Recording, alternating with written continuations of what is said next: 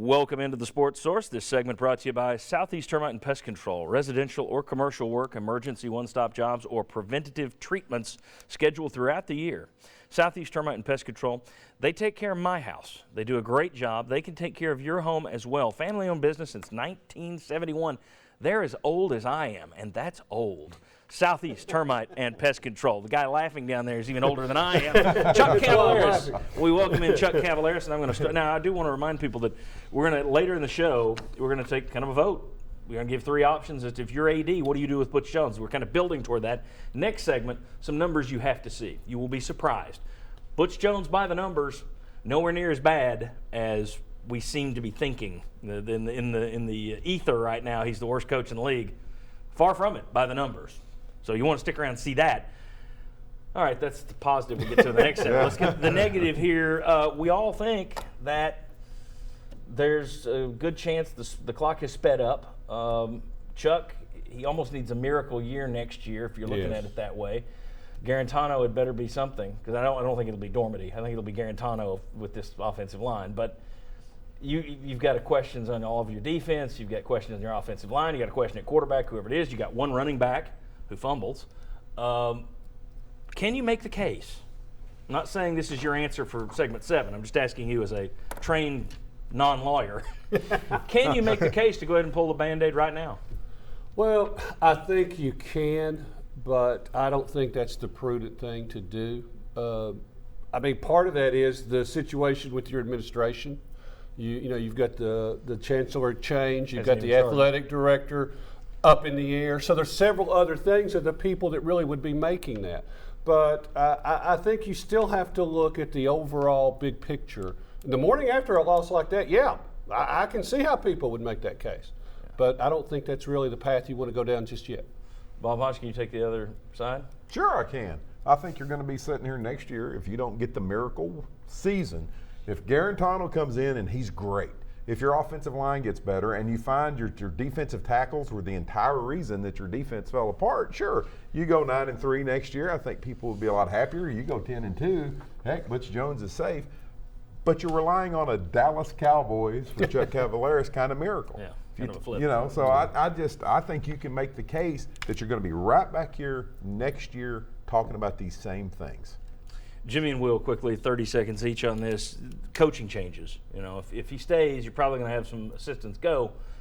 The problem you run into is rarely do you see, and who knows about defensive coordinator, but rarely do you see wholesale changes save a guy. You don't see it much. Yeah.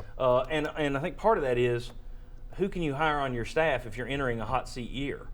I mean, Derek Dooley went through that in 2012. Your thoughts on the idea of making big changes all of your coaching staff? Do you see it as a solution or no? I don't think it's possible. Just like you said, unless you give a lot of guaranteed money out to some guys that if something happens and the head coach gets fired, then you're able to do that. But you're going to have to do that in the contracts of new guys coming in. Now, do I think there's certain positions you need to change out? Yes. Yes. I mean, I think you need to mix it up, and you have to move some guys out and put some new guys in. So you're going to have to come up with the money and the guaranteed contracts to go get the people you want. Jimmy, is changing the coaching staff solution? I don't really think so, because here's part of it. So the biggest changes that what I hear people want are the offensive coordinator and the defensive coordinator. When you have a coach on the hot seat, it's going to be really hard to hire a coordinator that's really good to come in here knowing that it could be one and done. Agreed. All right. Bob, let's say you did make the change here, and this is where you run into the issue. Who do you hire? And I think it's telling. LSU fired Les Miles in September and wound up promoting Ed Orgeron from within. Yeah. Texas, huge money, crazy money. They're giving it to a guy from Houston who's been a coach for 2 years, who in the last 2 years has lost to UConn, Navy, SMU, and Memphis. And the talk is $6 million a year for this guy. That tells me it's slim pickings out there. And I don't mean literally. Yeah. So Butch Jones is on the bomb. He's on the bomb writing it down. Maybe that's Bob Shoot. But who can Tennessee hire? Do you think there's somebody out there? People are saying, well, spend the money and go get somebody big. Yes, I do think there's somebody out there. You put him in my bind.